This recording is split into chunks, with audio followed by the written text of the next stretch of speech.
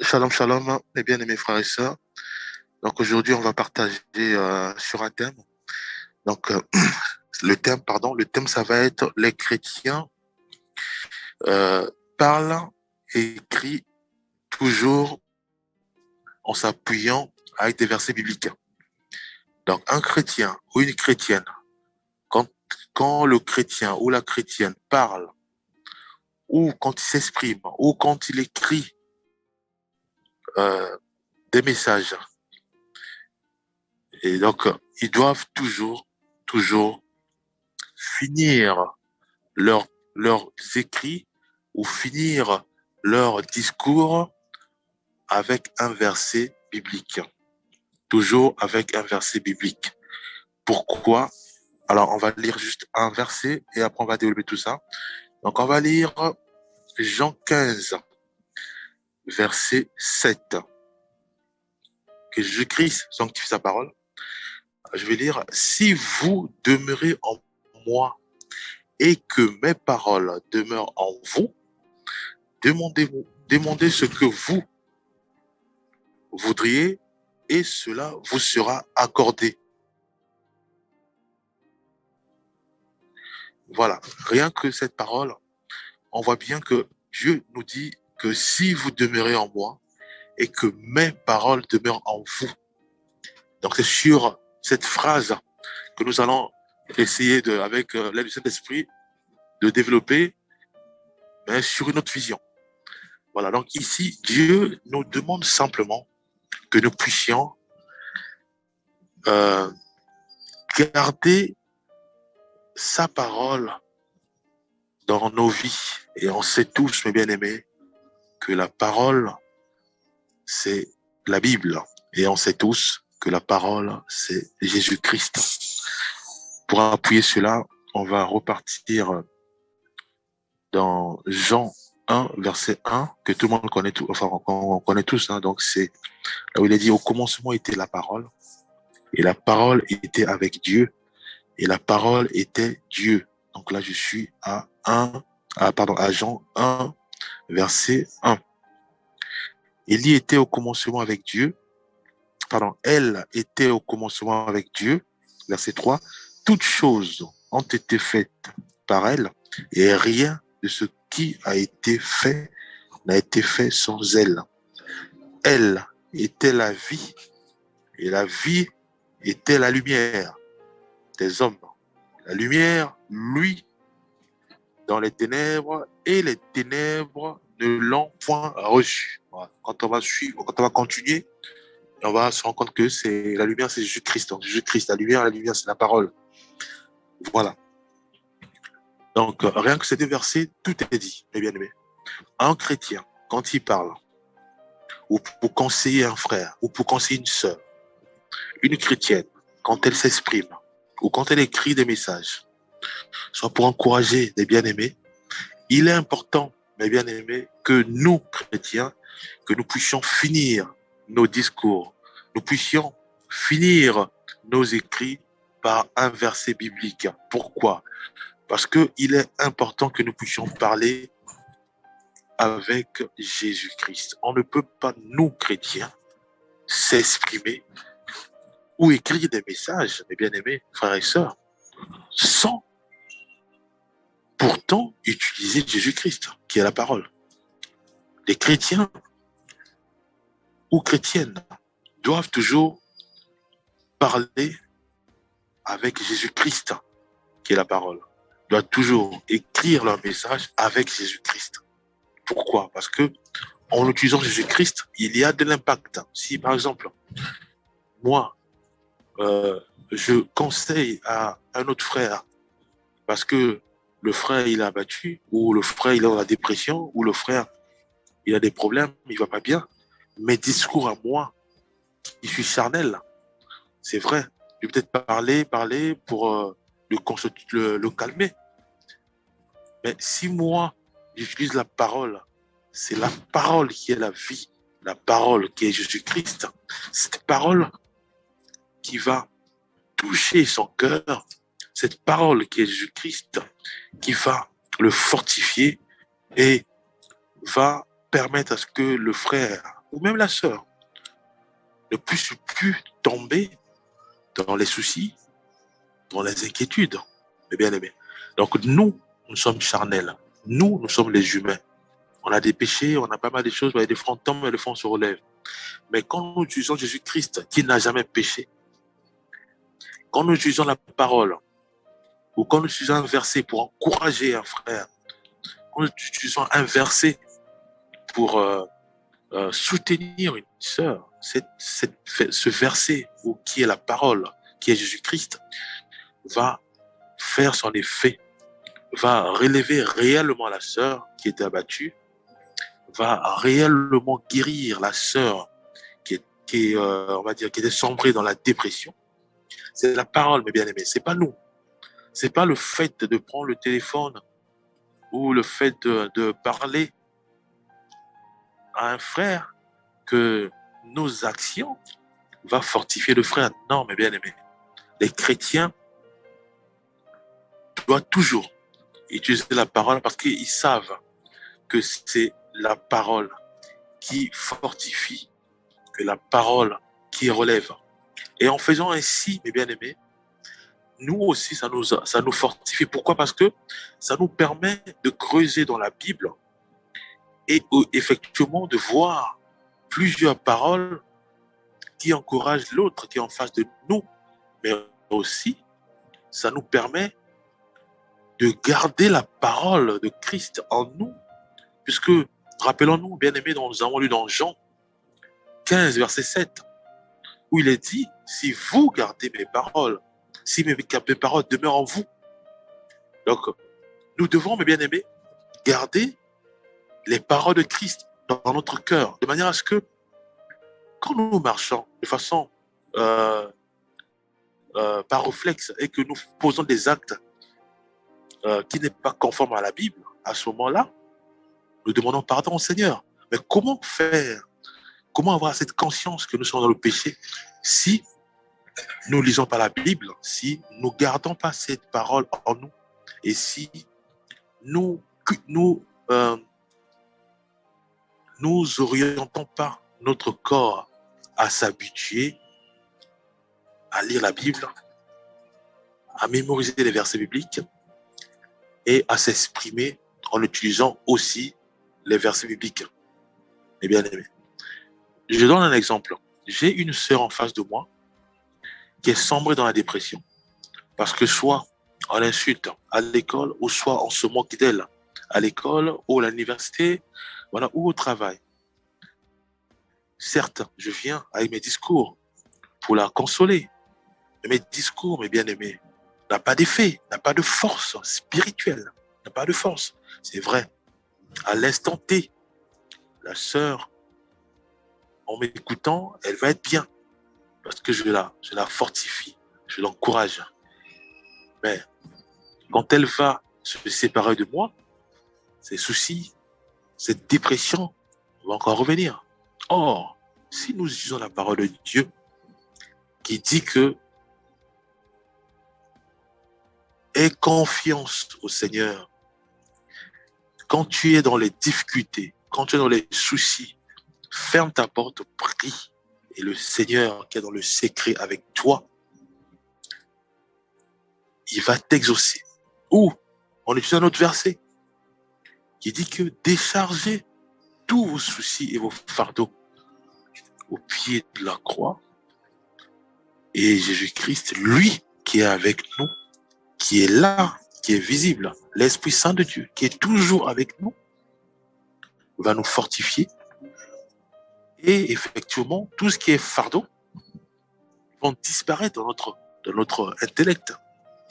La sœur va appliquer ce verset, va aller chez elle, elle va fermer la porte, elle va prier.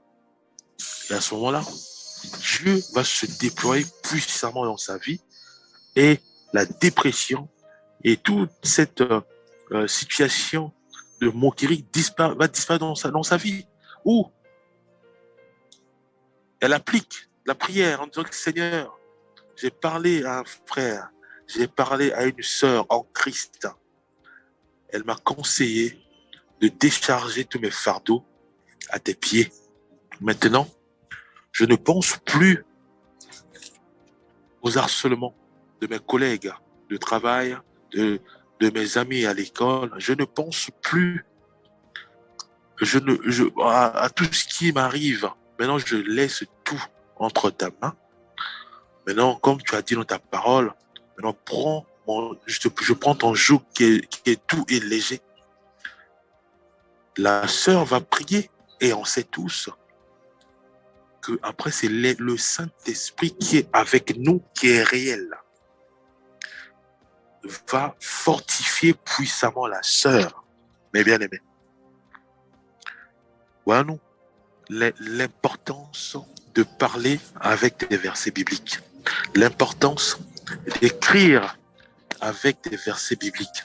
Mais bien aimé, il y a de l'impact parce que c'est Jésus-Christ qui est la parole qui fortifiera le frère ou la sœur. Jésus-Christ fortifiera aussi nous. Si, comme nous sommes des humains, il se peut que demain, nous sommes aussi tombés dans le péché ou dans la dépression. À ce moment-là, nous allons nous rappeler de cette parole. Hein, mes bien-aimés. Et à ce moment-là, comme nous avons habitué notre corps à lire la Bible, à s'exprimer en terminant par un verset biblique, en écrivant des textes ou des messages en terminant par un verset biblique, le corps s'est habitué avec les versets bibliques, mon esprit s'est habitué avec les versets bibliques, mon âme est habituée avec ces versets bibliques. Le but, c'est ça, bien aimé, d'arriver à faire asseoir toute la Bible dans notre corps, âme et esprit. Et en faisant ainsi cette parole, c'est cette parole qui va nous corriger si nous sommes dans l'erreur. Cette parole va nous fortifier si nous sommes dans la dépression. Cette parole va nous fortifier si nous sommes attristés. Cette parole, puisqu'on la lit constamment. Mais bien aimé. Donc, voyons-nous l'importance de s'exprimer en terminant par un verset biblique. Parce qu'un chrétien ou une chrétienne doit toujours parler avec Jésus-Christ. Un chrétien ou une chrétienne doit toujours écrire des messages avec un verset biblique. Pourquoi? Parce que sans Jésus, nous ne pouvons rien faire. Jean 15, verset 5. On va quand même lire ça. Très important, bien aimé, puisqu'on parle de sarment, on parle de cèpre. Voilà. Juste pour nous dire ceci, mes bien aimés, que nous devons maintenant habituer notre corps. Nous devons changer notre mode de vie. Un chrétien, c'est celui-là, ou une chrétienne, c'est celle-là. Quand on prend la décision de suivre Jésus-Christ, ça veut dire quoi? Ça veut dire que nous arrêtons avec la vie qu'on menait avant. Cette vie mondaine, cette vie du monde, notre façon de réfléchir, de raisonner. Non. Maintenant, nous changeons complètement cette manière de vivre pour nous conformer à la Bible. Pourquoi la Bible? Parce que la Bible, c'est l'ultime. Donc, c'est l'unique document. Ou pardon, l'unique, on va dire livre, hein, pour les jeunes, hein, ou livre ou voilà, ou bouquin, hein, pour les enfants ou les jeunes, voilà. Ça, là. La Bible, c'est le manuel d'un chrétien. Voilà. La Bible, c'est le guide d'un chrétien. La Bible, c'est le cerveau d'un chrétien. Voilà ce qu'est la Bible. Ça veut dire que si nous prenons la décision de devenir chrétien, à ce moment-là, la Bible est notre guide. Et on sait tous que la Bible, c'est la parole de Dieu. Et on sait tous que la parole de Dieu, c'est Jésus-Christ. Donc, un chrétien marche selon la Bible. Un chrétien s'exprime selon la Bible. Un chrétien s'auto-juger, parce qu'on doit s'examiner pour savoir si nous sommes dans la vérité, si nous sommes dans le péché, si nous sommes réellement dans la sanctification. les chrétiens s'auto-juger par la Bible. C'est la Bible qui régit un chrétien. C'est la Bible qui oriente une chrétienne. C'est uniquement la Bible. C'est pour cela, un chrétien. Donc, ça veut dire quoi? Ça veut dire que un bébé spirituel, où on vient à peine de connaître cette religion, on veut connaître la vie chrétienne, on veut vivre la vie chrétienne, ou on a adhéré à la vie chrétienne, ou on est devenu expert pour les unes ou les autres, ou on devient pasteur, voilà, dirigeant. Tous, tous ces profils ou toutes ces catégories des personnes marchent uniquement sur la base de la Bible, puisque un chrétien est conduit par la Bible. Bien sûr, il y a le Saint-Esprit qui est là pour nous rappeler la Bible, mes bien-aimés, la parole du Christ. Voilà. Donc, c'est pour cela, il est important, mes bien-aimés frères et sœurs, que quand nous exprimons, c'est vrai, on peut parler, c'est vrai, on peut consoler une sœur ou un frère, mais il est important quand même de réaliser que nos paroles n'ont pas d'effet durable. Nos paroles, mes bien-aimés, n'ont pas d'effet durable. C'est en s'appuyant par Jésus-Christ, c'est à ce moment-là, oui, le verset que nous allons citer, oui, la parole de Christ que nous allons citer, c'est ça qui va produire la puissance à l'égard de notre copine, à l'égard de nos copains, à l'égard de nos frères, à l'égard de nos collègues. Cette parole restera dans son cœur. Et à ce moment-là, oui, le Saint-Esprit va commencer à rappeler au frère, à la sœur qui est abattue, cette parole qui a été libérée par nous, inspirée par le Saint-Esprit lui-même. Mais bien aimé, il est important que nous puissions toujours nous exprimer avec Jésus-Christ, que nous puissions écrire avec Jésus-Christ, mes bien-aimés frères et sœurs. Voilà. Imaginons-nous, on vient voir mon père. Je viens à la maison, je vois mon père abattu, en train de pleurer, en train de pleurer. Je suis choqué, moi qui suis enfant, choqué, moi qui suis euh, voilà, son fils ou sa fille. Mais que dois-je faire? C'est ça peut-être la question que je posais. Par réflexe, je dis, papa, pourquoi tu pleures? Je commence à lui parler. C'est quoi? Papa me dit, voilà, je suis licencié. Comment on va faire? Comment on va payer les charges? Voilà, c'est ça qui me pousse à pleurer. Parce que je ne sais pas comment on va faire.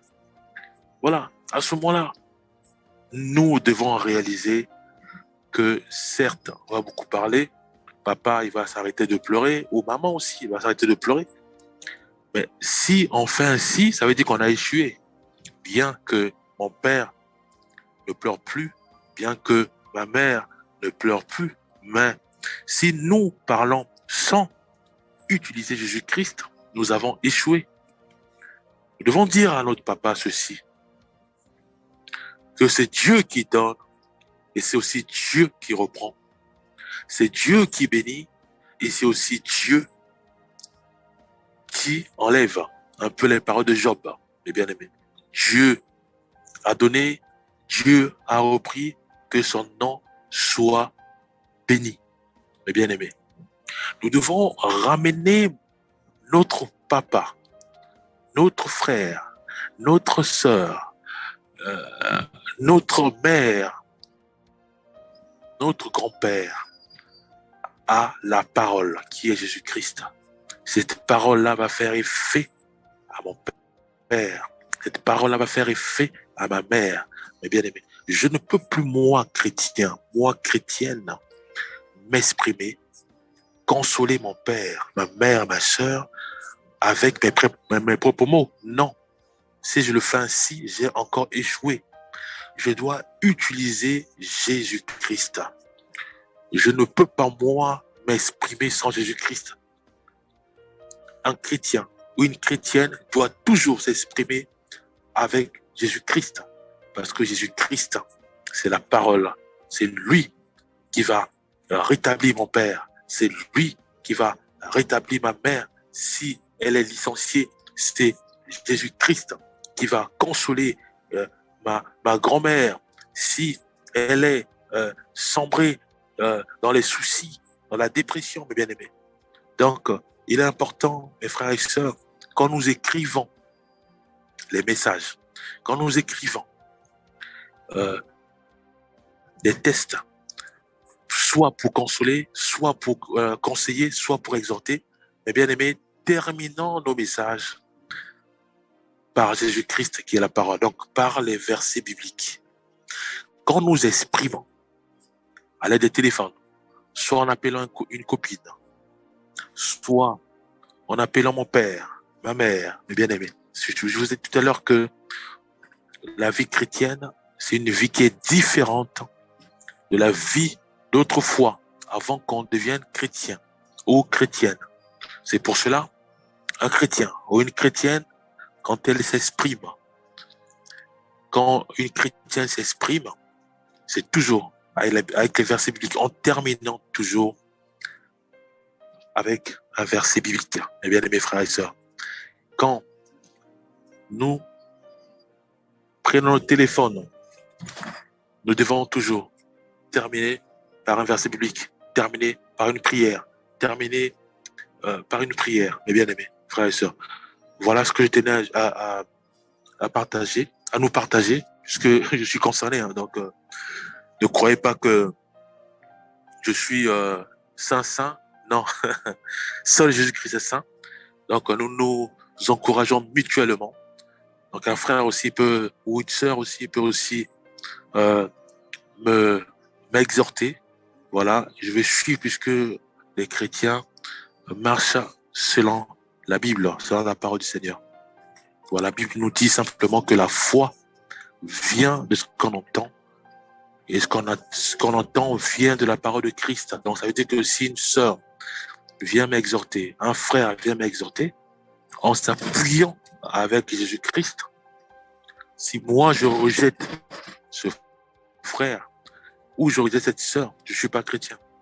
Je ne suis pas conduit par l'Esprit Saint. Je dois au contraire l'accepter et appliquer la parole qui est libérée. Puisque la parole, on sait tous que c'est Jésus-Christ. Voilà, je vais prier.